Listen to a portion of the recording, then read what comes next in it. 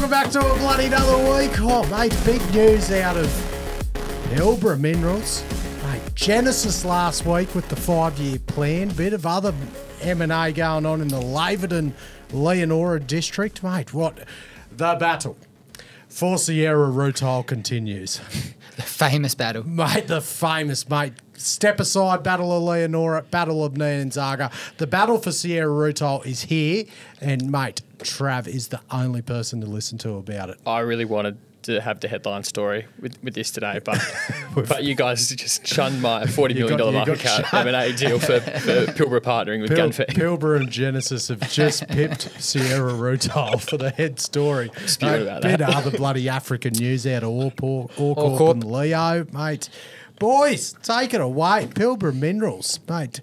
You wouldn't say de-Chinaing, but all the options are open, it appears, with a bit of a potential longer-term partnership with Ganfeng. That's right, mate. The de-Chinaing. They're partnering with Ganfeng, but the wording is quite quirky. So what they're trying to, or what they're studying here, that's what this is the option to produce 32,000 tonnes of lithium carbonate equivalent downstream.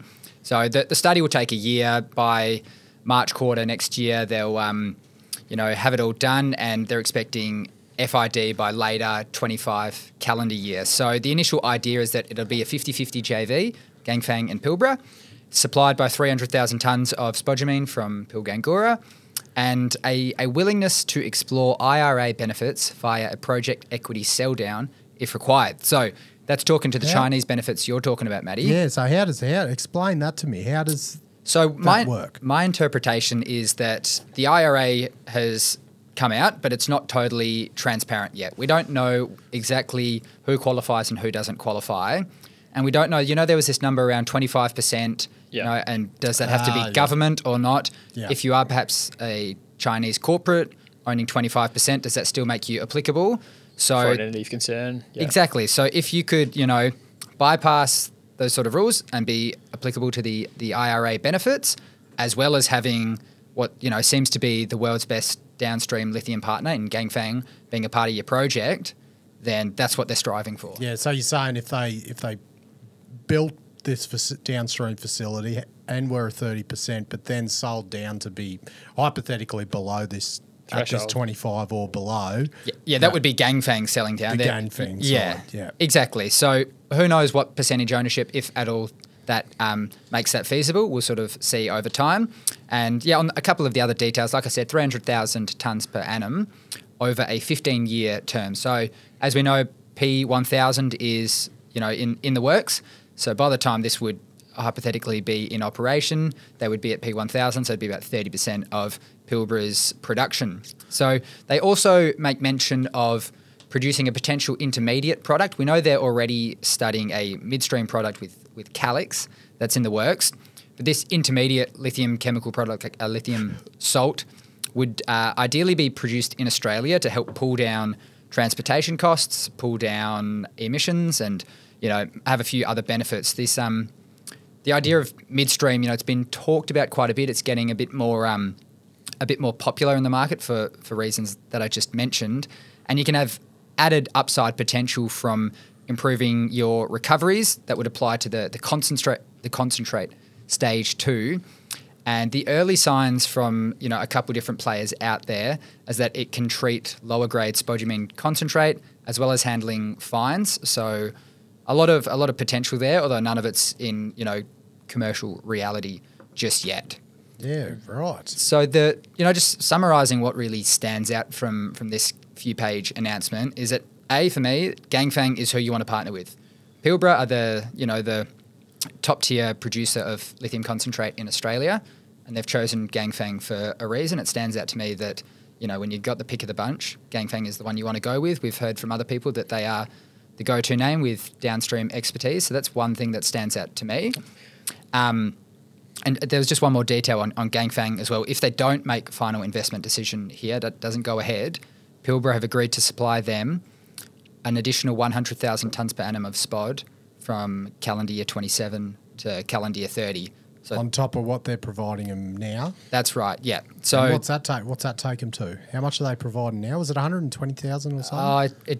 changes year by year. I think it was 150 going down to 110. It's a bit up in the air. I can't remember exactly what it is for that period of time at the back end of this decade, but it does go to show you that China is very much locking in supply, regardless of what else is going on in the lithium price.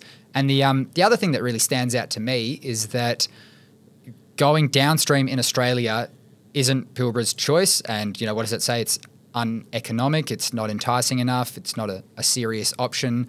We've seen the struggles of IGO and TLEA. We've seen the struggles of Covalent. That's taken a long time. We've seen what MinRes has... Yet to even see what the Covalent downstream is going to go through. It's not even built.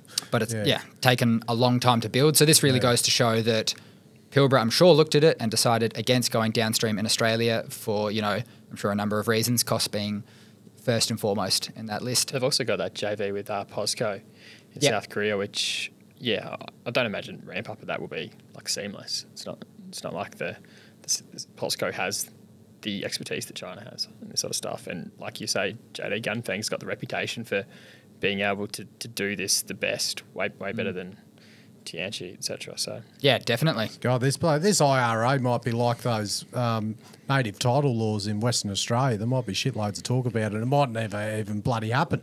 Who knows? Who knows? I think they both happen down the track. Yeah, but not yet. You can always kick the can down the road. Yeah, just bloody roll the hedge book forward, Right, the keenly awaited Genesis 5-year plan came out. It did. Was it Aftermarket Friday? I felt like it was Aftermarket Thursday. Aftermarket Thursday. Oh, yeah, because it put Matty Fernley up Friday. I tried to put him up Friday. Saturday morning, They've sold off a bit since. Yeah. So Friday they got beaten up a bit. And first thing that I noticed was that Tower Hill FY28, so the rolling 2 to 3 years ain't 2 to 3 years anymore. You've done the work on that one. I think that's right. That was it. That was the. I think that and the costs are what stood out to many people. The capex. So like you said, Matty, late Thursday they put out a new resource and reserve statement a couple of minutes before, and then this 5-year strategy tied in with it. So just on the reserves front, 3.3 million ounces total, resources of a bit over 15 million ounces. So and just on the reserves there, that's working off 2,400 Aussie dollar gold. So getting into the operations, you've obviously got Leonora and Laverton. So on Leonora to start with, the early growth is coming from consistent production at Gwalia. Obviously, they're trying to do that better than what St. Barbara were previously doing it and actually make a bit of money. And then you're ramping up. Unbelievable strategy, isn't it? Mind-blowing. Mate, you can see why rail trades at a premium. Well, we'll get into that later on. But they're also working on ramping up Ulysses. That was, of course, the legacy project from Genesis itself, plus a small amount from Hub, which is the asset that sits northeast of Leonora, as well as Admiral, which is another legacy Genesis open pit. So that'll move from 150,000 ounces in FY25 to almost 200,000 ounces by FY27. Then you need to turn Mount Morgan's back on, right, to get to the 300. How do they do that, JD? Exactly. So that is going to happen in late FY25. And then initially they're going to be sourcing ore from Jupiter plus Bruno Lewis. And then, like you say, Matty... So Bruno Lewis, that's the one that came out of Kin, wasn't it? Yes. Yep. And then adding Tower Hill down the track in FY28. Now, under promise, over deliver. Hopefully, maybe that's why the plan's being kicked a bit. Yeah, I think they're just sort of resetting expectations in and around Tower Hill. People were thinking that would contribute to the show a bit earlier on. So yeah, that has disappointed the market somewhat, and it's also going to take a fair bit of cash to get there. So 80 million moving the rail, which we discussed, at least half a year ago. It's no secret there. And then you've got another 120 million in pre-strip. So that makes up a good chunk of the growth capital that you see when you're looking at the numbers on Laverton in their slide deck. And yeah, for those wondering, that Tower Hill does sit within Leonora, the town. 1.1 Ks from Gwalia. Yep. Yes. As the crow flies, I think. But that ore is going to Mount Morgan's, which is out Laverton ways, because ore is coming up from Ulysses, and that's going to be fed into Gwalia. So that's how they kind of jigged it. And that's going to, haulage is going to cap what they're trucking out there. to 2 million tonnes per annum. Yeah, so that's a 2.93 million tonne mill. Unless Morgan's one. So unless they merge with Red before then. Well, that make things even more juicy. And just on Jupiter, Genesis have drilled this out. This is, of course, an asset coming in from Dacian, and they iterated actually throughout the presentation that their hope is the plan is to own or operate all these assets, and that will eliminate contractor margin, and it's sort of put in amongst their competitive advantage of how they're going to operate things better than previous owners have. So we'll see how they go. Always better for the all-in sustaining cost too, because you get to capitalise the equipment. Sure is, Matty. So let's on that note get into the, because you own it. Yeah. Let's get into the financials then. So we've touched on growth capital at Laverton there. Across the two hubs together, it's going to start at $100 million FY25 and hit $130 million in the FY28 year. All-in sustaining cost. That number there, just on that growth capital there, right? I mean, that was another one of the things that probably surprised to the downside is just kind of how big that CapEx profile is relative to what some of the analysts had in their model. Definitely. And in all-in sustaining cost, 2,300 Aussie up until FY26. So that's this financial year and the next couple financial years. And when you cast your mind back to the conversation we had with John McDonald and how he thought about analysing and just rules of thumb in looking at costs, all-in sustaining costs, corporate all-in costs. If you're adding, if you're going to be a bit conservative, 50% on top of all-in sustaining costs to get to an indication of what corporate all-in costs were, perhaps these guys can do it a bit cleaner, a bit tighter. But it's still hard to see them making substantial amounts of money at an all-in sustaining cost of $2,300. Because what did he say about it? Was about 60. Did he say 60 to 70% of the total cost is the all-in sustaining cost? Yeah. So just invert it and you so add 50%. All-in cost is going to be above $3,000 on this. So it's going to be skinny margins for the next couple of years. I mean, to be fair, it's not like you actually expect Genesis to. Like corporate all-in cost captures the effective capital, but to be fair, the Genesis plan is to rapidly increase that production profile, which means spending a couple on capital. So you don't really expect them to make free cash flow after capex. You just expect them to grow the production profile and hopefully set themselves up for a period of higher production profile that is capable of free cash flow after a big capex period. Exactly. So I mean, in short, it's a long-term plan in which you're not expecting to bear the fruits in the next couple of years. So you got 181 million. I think what you're saying there is that 2,300 all-in sustaining costs, the operations will be on a skinny margin. That not really including any of the capex. So running Gwalia, Ulysses, and Admiral looks to be on a pretty skinny margin for the next 2 years. Yeah, that's right. And in terms of where they're sitting right now with their cash, there's obviously been a lot going on with Genesis in the past year. 181 million with no debt at the moment, but 43 still to go out the door for transaction costs relating to that St. Barb's transaction. So expecting them to sign a decent sized corporate debt facility, maybe 100, maybe to 150 to sort of sit between the guidance that they kind of give there. And I mean, interesting to see that they won't have to go to that project finance sort of route. They're talking about corporate debt straight away, which gives an indication of kind of where they're at the moment and perhaps the pool that they kind of have the people there. Oh, there won't be any shortage of debt and equity offerings for Genesis. Bloody, once you got the reputation and the backing, it'd be a lot easier to find than if you're an up-and-comer. Do you think they're done raising equity? Do you reckon the indication they put out there, guidance around adding some debt to the capital structure now, is that an indication that they'd be sort of finished raising equity absent another acquisition? I think your second bit. Yeah. I think it'd be, which one of the stories we'll talk about later on a much smaller scale. It'd be always tied into something nice. It'd be tied into an acquisition of some sort. You wouldn't raise equity because you need it. Yeah. You'd raise it because there's an exciting exploration target or just M&A chuck it to at the do. bottom of the page. That. The fact that they talk about the debt facility here leaves me to think that they're with the gold price bloody still pretty damn healthy. That they'll be keen to execute their plans without any more dilution, just the debt.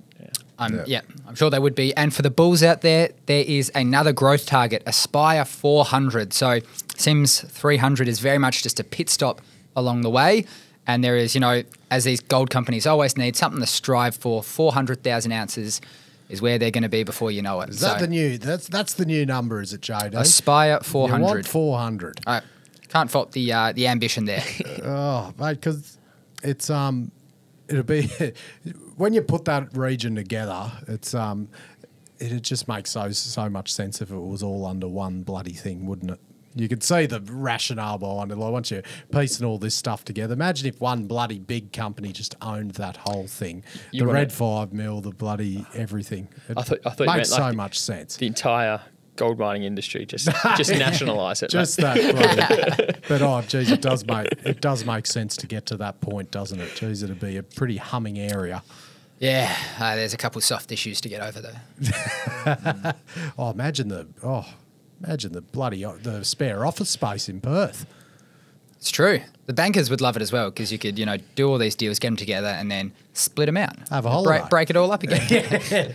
Mate, tell you what, Ral, a lot of pits coming online, mate. If you need this big gear for Genesis Mining Services, Who would you call? mate, get these pits pumping, mate. Big news out of Brooks Equipment Sales. Ooh. Mate, they've signed an exclusive dealership agreement with XCMG, the third biggest construction equipment manufacturer in the world, behind Huge. Cat and Massive. Komatsu. Mate, Yeah. they're the real bloody deal.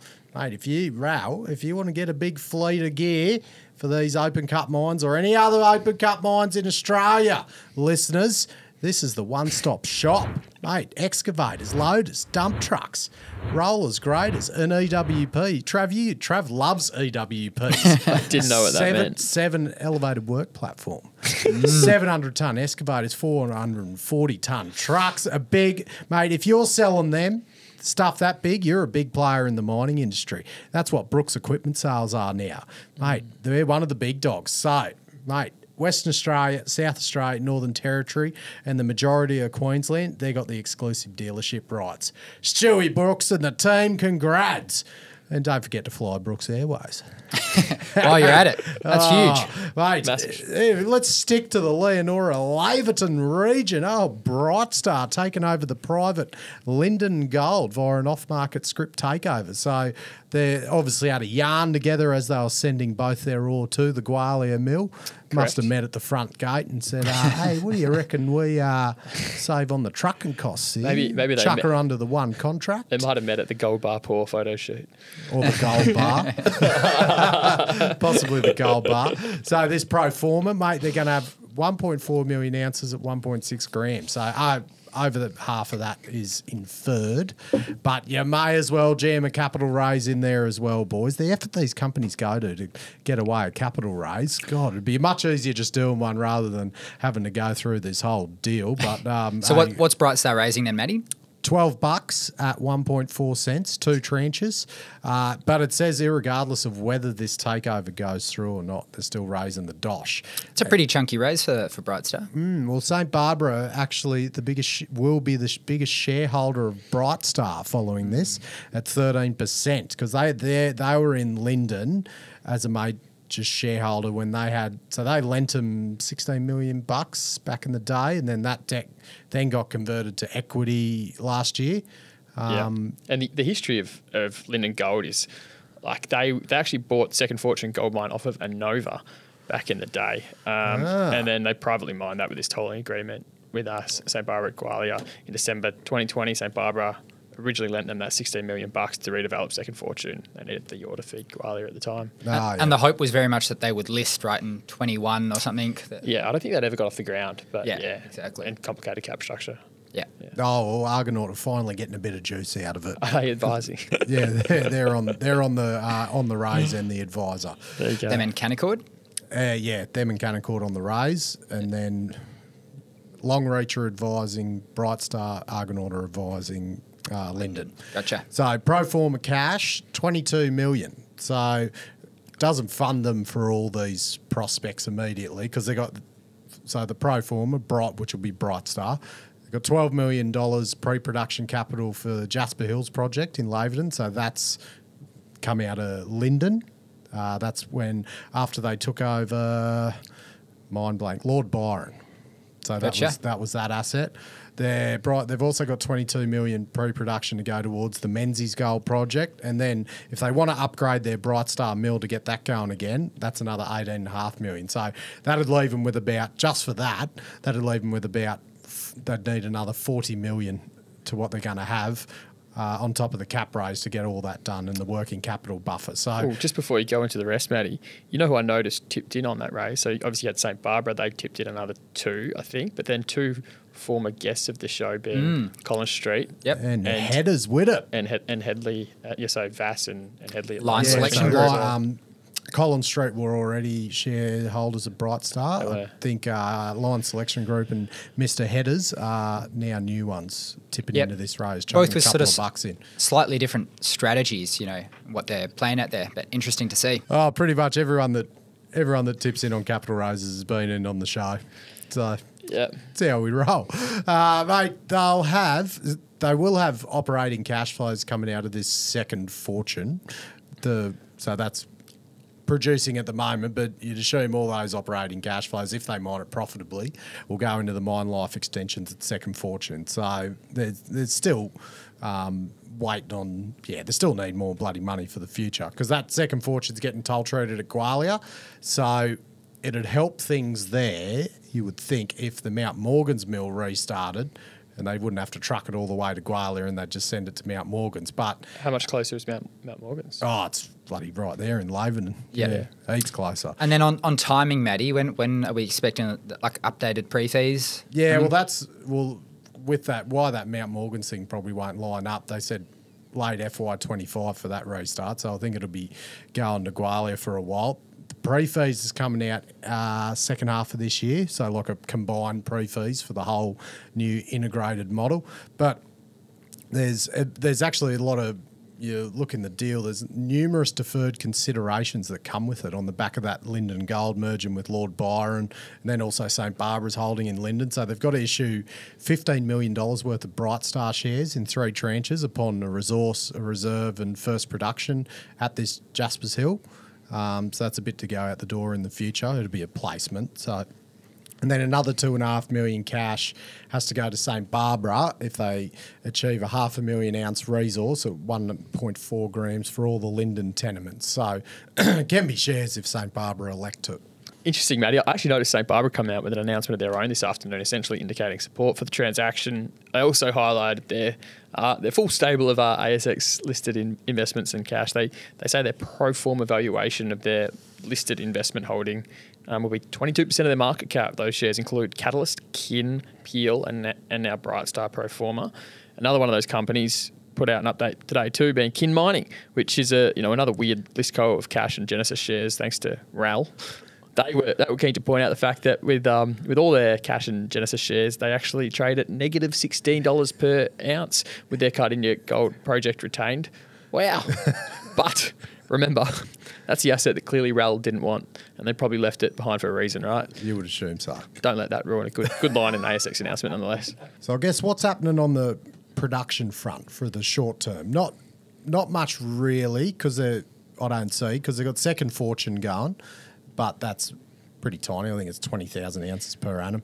That'll just keep going to Gwalia until it looks like they're dressing themselves up to be a bit of a feed option for Genesis in the future when they restart Mount Morgan's, because Brightstar, for them to do this all themselves, they'll have to raise more money, take on debt, or they can restart their own mill maybe quicker, or simply wait for Mount Morgan's or keep toll treating at Gwalia. But they may do that. They've got the options. But for Genesis, we've seen in your little section, JD, that Tower Hill's been pushed out till FY28, possibly the back end based on looking at the amount. The hub deposit isn't going to Mount Morgan's until FY27, and they're planning to start Mount Morgan's late FY25. So they're starting it with stockpiles, Jupiter and Bruno Lewis being the feed. So, but until that Tower Hill comes online and a little bit from Hub, you would think to feed that 3 million tonne mill, they'll be looking for more feed. So whether this little package here with Jaspers Hill and Corktree Well plus a little bit from Second Fortune might be of interest. Who knows? But interesting theory, Matty. The one observation I'd add to that is just you can dress yourself up to be bid, but you can't make someone bid. And if we know there are a few of them on the ASX track. And if we know anything about the M&A that we've seen out of Genesis, like in the last few years, is they're very diligent about not bidding for the sake of bidding, or only bidding for the assets that they actually want and leaving the rest behind. So, and they don't have to own them to get the feed. Exactly. Yeah. That's the thing. They can still get the feed via tolling, without having to buy the company and take on the risk. So, not sure. TBA. Here's an out there one. Tell me.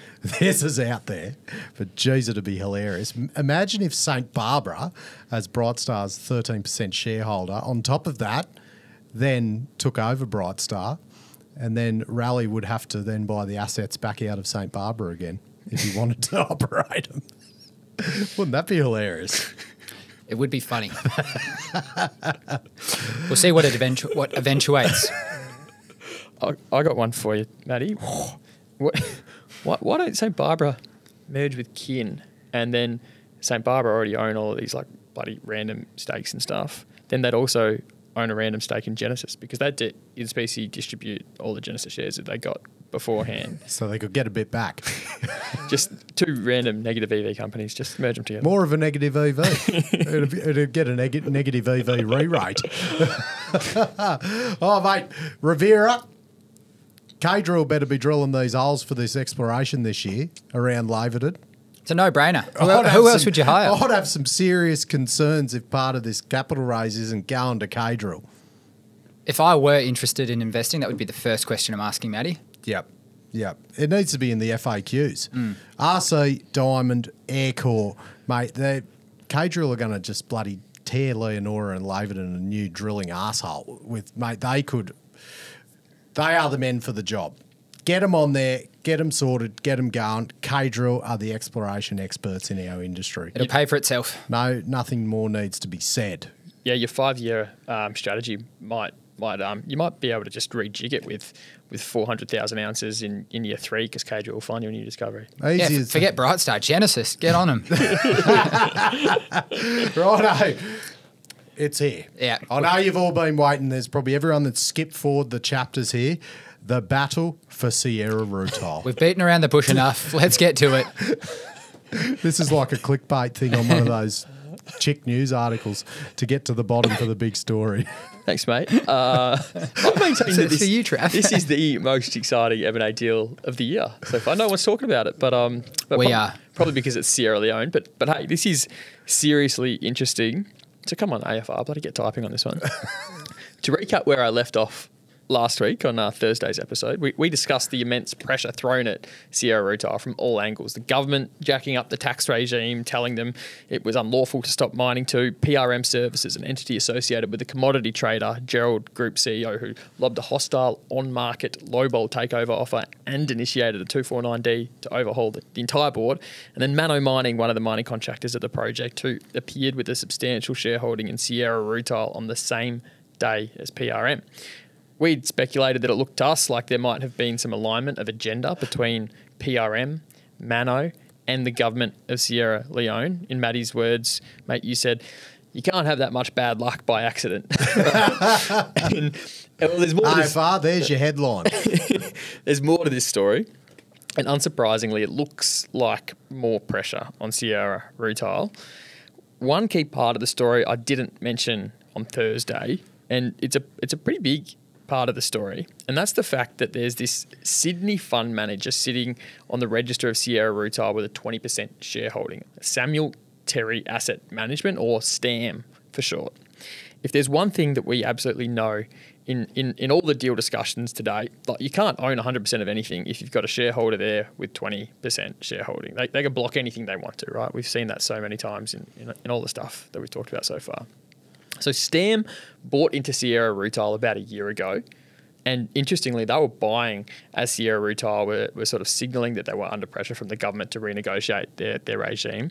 And they're Sierra Rutile's biggest shareholder. Now, if the board wasn't already facing enough pressure from all angles, on Friday it was revealed that STAM plans to oust one of the board members, being Gregory Martin, in favour of their nominee, David Birrell, via a Section 249 9N of the Corporations Act. Oh. Alrighty, so we've got pressure just dialed up to 10, and then on Friday when we shared an interview we did, there was some intriguing trading activity in the stock as well. Big time, mate. This is the weird thing, right? Like, so obviously there's an on-market takeover bid there at 9.5 cents from PRM, but the stock is trading at 12 cents today, and some of the players we've spoken about have continued to buy stock above that bid price to really signal something to the market. Firstly, Mano Mining, the mining contractor that I assumed was in on it with PRM, they surprised me a bit when it was revealed that they bought another 2 million shares at 11 cents on Thursday. That's after PRM launched their takeover. And then Stam, they also bought more shares on Wednesday, north of 10 cents a share. Given they owned nearly 20% already, they actually upped their stake north of the 20% threshold within ASX's creep allowance. They're now sitting there with 21% shareholding in Sierra Rutile. Jeez. It's the fact that both Mano and Stam immediately bought shares higher than the bid price, which fascinates me. And would you say you don't see a fund manager being 20% shareholder regularly, do you? Yeah, interesting. Okay, If they want to uplift. Yeah, a strategic fund. I mean, these guys are not your normal fund manager, which I'll get to. They've bloody lodged a takeover offer themselves before. So, Matty, do you remember the big one with Aussie Super and Origin?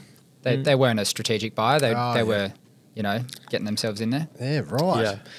Yeah. Like in the case of Stam, I think it's the fact that they're buying shares above the 20% creep there at a higher price in the bid. To me, that's a very clear signal that they do not plan to accept PRM's takeover offer at the current price. I'm pretty sure that Stam's average buying price is close to 22 cents, right? And this takeover offer is for 9.5. So they're signalling that they aren't here to cop a giant haircut on their holding. And I think they want an uplift, and they're publicly signalling that to further pressure the board and knock the deal back. In the case of Mano buying more shares at 11 cents, this is the more confusing part of the puzzle to me. At first, I kind of thought, did I call this wrong? Like, is it possible that Mano and PRM actually aren't on the same team and they're on separate teams, and the optics didn't come across that way? And at face value, the fact that they buy shares on market above the bid price is a clear signal that they won't accept an offer for 9.5 cents, which is clearly lower than that. Like, why would anyone buy more to cop a loss on that incremental buying? Doesn't make any sense, right? And then you see the incremental buying from Mano at 11 cents was just enough to get their position from 9.6% to 10.7%. And having above 10% probably matters when you think about the mechanics of an M&A deal here. So to just recap quickly, it sounds like there could be two parties that are both major shareholders being over 30% combined, not supportive of the deal. Not necessarily. I still think Mano is like, that's one inference you could have. Could be. I think that like that's a potential thing. Yeah. Yes, but then I kind of rethought about it, right? Because for Mano to edge just above 10%, like, keep in mind that the thresholds matter in a takeover offer. So if PRM got to greater than 50.1% or 51.1%, but still less than a 90% shareholding or acceptance, then they can get control of the board themselves, right? And they'll probably try and push for an ASX delisting. If they achieve that, there's far less protections for minority shareholders. But if they got greater than 90%, then they can get a compulsory acquisition, which means the minority shareholders are forced to accept the offer even if they didn't want to. Which they can't. But this would be illegal, if that's the right word, if they were the same party, because you couldn't go on and buy stock above the price you've bid if you're the same party, right? Yeah, of course. So, yeah. But I mean, heck, like, yeah, yes, but the fact that Mano itched themselves just north of 10%, right, signals to me that they want to send a message to PRM, and that's it. Like, hey, you need us if you want to compulsorily acquire this company. There's no other way. So, like, and when you see it that way, it actually doesn't mean that Mano and PRM are not in on it together. It might simply be that Mano are buying some insurance, ticking over 10%, so that PRM can't suddenly turn on them. And if you forced me to make a bet, I'd still be betting that PRM and Mano are friendly with each other for the purposes of gaining control of Sierra Rutile. You know, you don't see two random entities pop up with substantial position in the company on the exact same day. Otherwise, like it's just too much of a coincidence in my opinion. I mean, like I'm sure they would say they're independent, but like I look at that and just think no fucking way. So the mining contractor Mano is probably still going to sell into PRM's offer at some point, right? Like eventually, I think yes, but like be it the current offer or another one with a small uplift, like I'd bet yes at some point. All right, and then you mentioned PRM initiated a 249D to overhaul the entire Sierra Rutile board. So why has Samuel Terry, come out trying to oust one of the board directors themselves through this, this 249N? This is the head scratcher to me a little bit. Like I kind of thought STAM's best strategy would be to be on side with the board of Sierra Rutile and work with them to maximise value by being on the same page. But they come out with this move to replace one of the directors, and it's a confusing one to me. I've got two potential theories on why they might be doing this. Number one is that STAM suspects the director, Gregory Martin, is sympathetic to accepting the lowball PRM offer in its current form, and they just want him replaced ASAP so that his voice is muted in the current board discussions and they can get a better deal. And number two, the second theory is that they're simply signalling that they intend to block the 249D that has been proposed by PRM.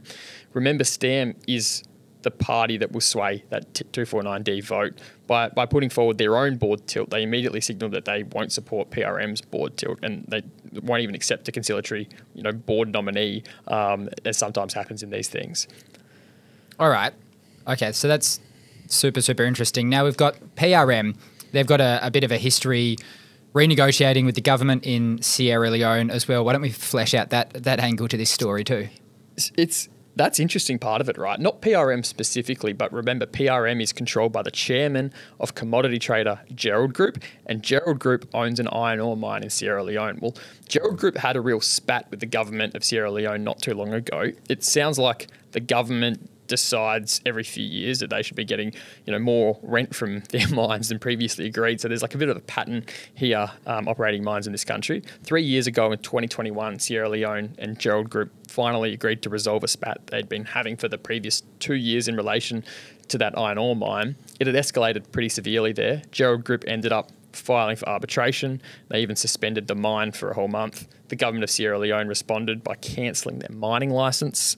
The resolution that they ultimately came to wasn't like a home run for Gerald Group, who ultimately had to cede a 10% non-dilutable stake in the mine to the government, plus pay $20 million to them. But at the end of the day, like when there's a 30-year mine life of iron ore, like any resolution is a good one. At the time, the CEO of Gerald Group, Craig Dean, who also controls PRM, said at the time, "I am delighted that we have been able to resolve our differences and have a fresh start and new beginning with the government of Sierra Leone." So like learning that history there does absolutely nothing to alleviate my hypothesis that the government, Gerald Group / PRM and the mining contractor are keen to wrap this into a private entity with a similar economic split to the government. But mate, there is more deja vu. But wait, there's more. Continue. There's some real parallels with STAM's position here and the story of FAR Limited, which is an ASX-listed oil and gas company that like Jeremy Raper's had a bit to do with, for the money miners familiar with that story. In early 2022, STAM actually lobbed a hostile takeover bid for FAR themselves. That's right, a Sydney fund chucked a hostile takeover offer for 100% of FAR. They only owned 4.9% of the stock beforehand. And then they lobbed a cash bid for the company. At the time, STAM, had $420 million under management, and about 40 million of that was cash that they could use to buy FAR. As it turned out, FAR was trading like below cash backing by a long way at the time, and that was probably the attractive thing to STAM. The board of FAR knocked the bid back because the offer, was just valued them at sort of cash backing, and there was this 54 cents per share of contingent consideration from Woodside getting no value in that offer.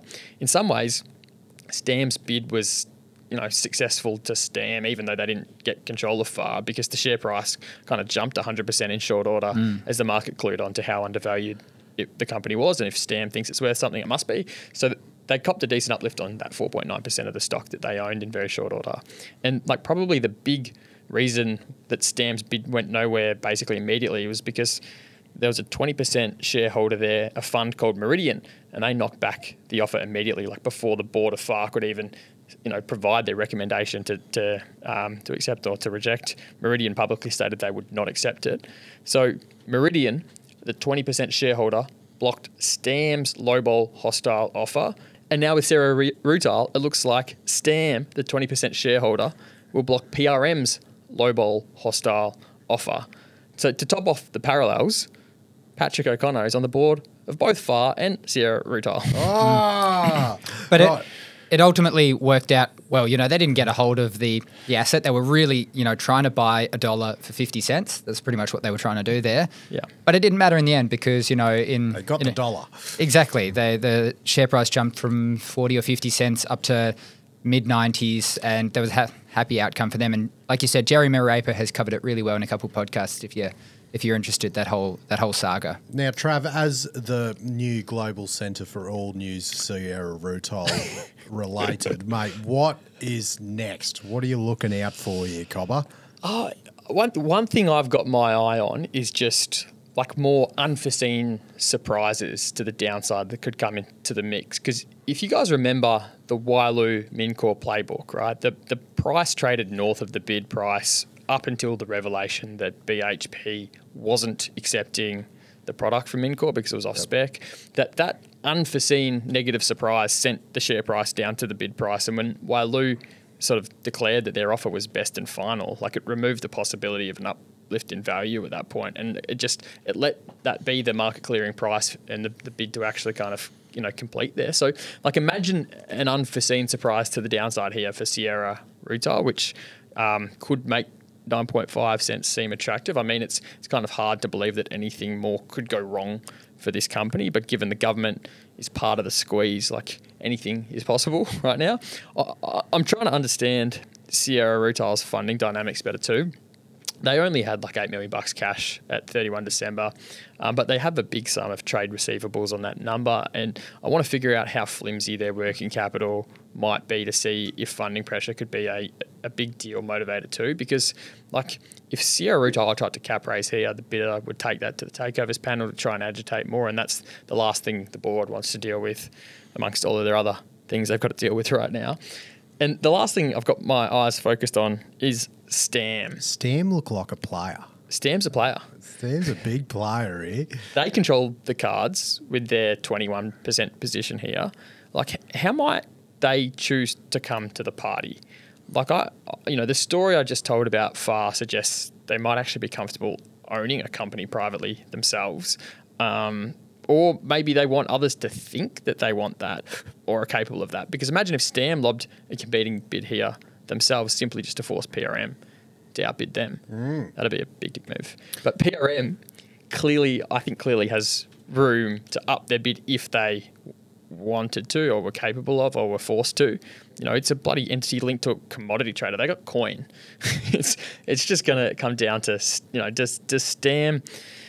What deck of what cards is Stam going to play in order to force a hand that gives them an uplift in value?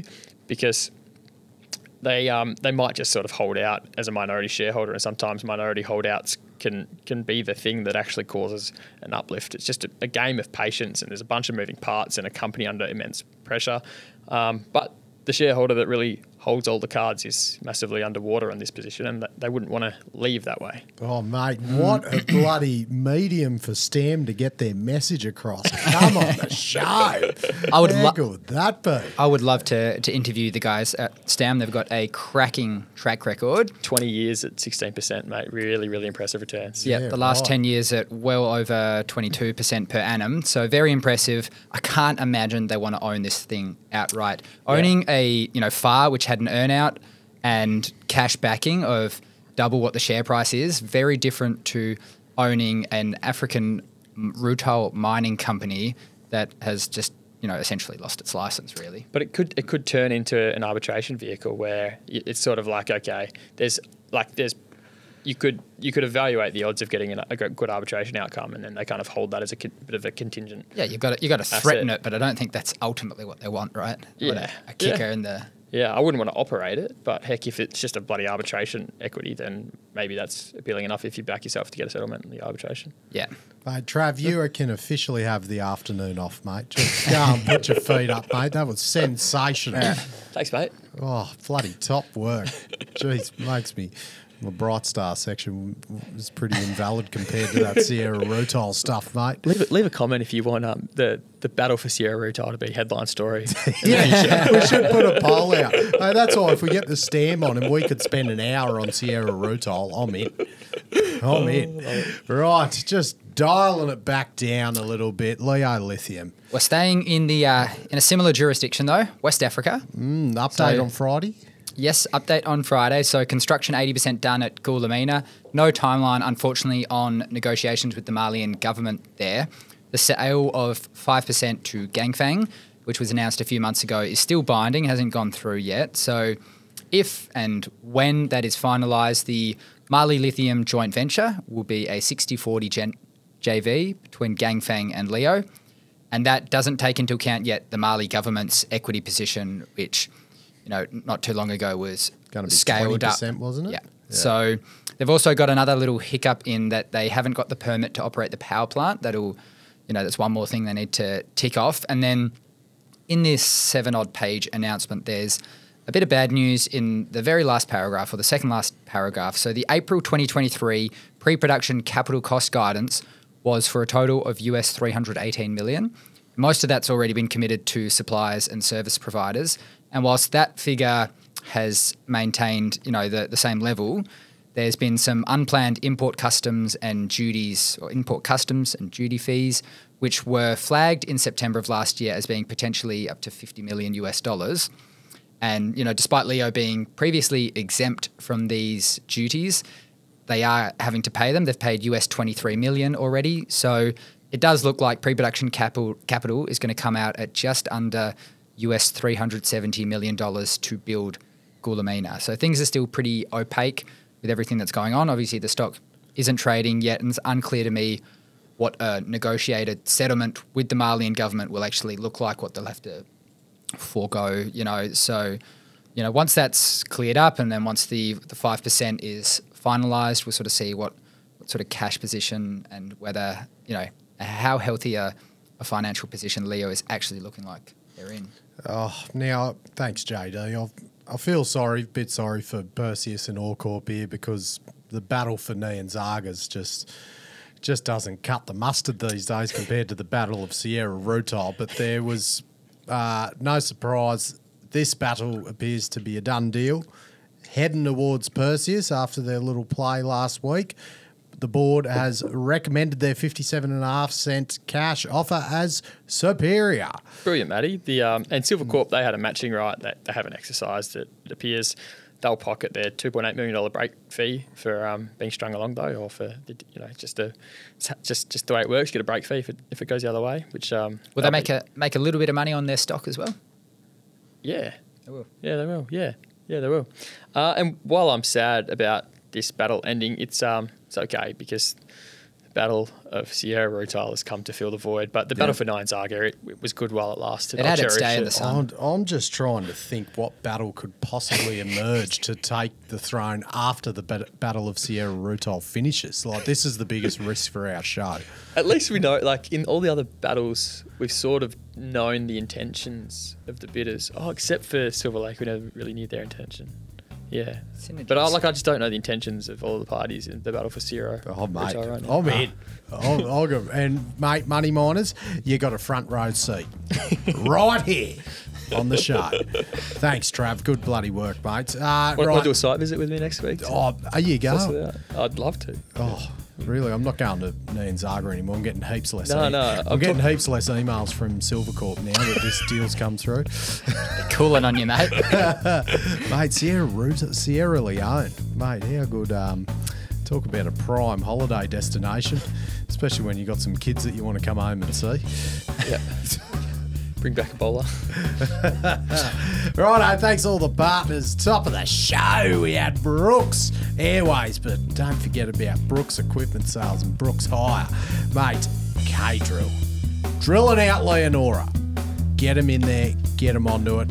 Can't also forget all our other ones. VRIFY, GetWet Solutions, DSI, Underground, SMEC Power and Technology, Anytime Exploration, and KCA Site Services. Hootaroo, gents. Hootaroo. The information contained in this episode of Money of Mine is of general nature only and does not take into account the objectives, financial situation or needs of any particular person. Before making any investment decision, you should consult with your financial advisor and consider how appropriate the advice is to your objectives, financial situation and needs.